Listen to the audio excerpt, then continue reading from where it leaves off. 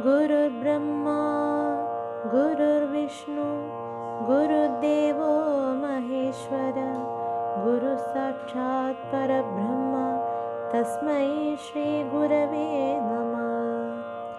दशकं 53 धेनुकासुरवधम्। अतीत्य बाल्यं जगतां पते त्वमुपेत्य पौगण्डवयो मनोज्ञम् उपेक्ष्य वत्सावनमुत्सवेन प्रावर्तधा गोगणपालनायाम् उपक्रमस्यानुगुणैव सेयं मरुत्पुराधीश तव प्रवृत्तिः गोत्रापरित्राणाकृतेऽवतीर्णस्तदेव देवारभधास्तदायत्।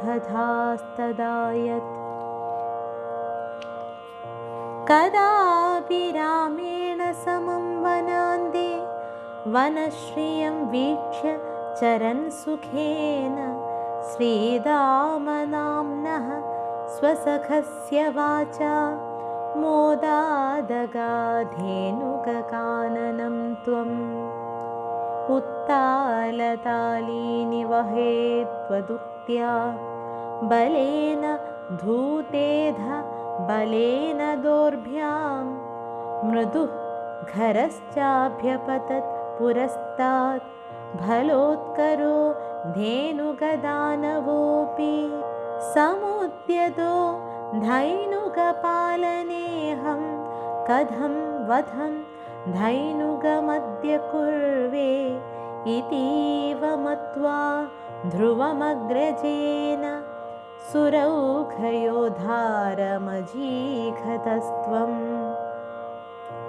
तदीयभृत्यानपि जम्बुगत्वेनोपागदानग्रजसंयुधस्त्वं जम्बूफलानीव तदा निरास्थतालेषु घेलन् भगवन्निरास्थः विनिघ्नति त्वय्यथ जम्बुकौखं सनामगत्वाद्वरुणस्तदानीं भयाकुलो जम्बुकनामधेयं श्रुतिप्रसिद्धं व्यथितेति मन्ये।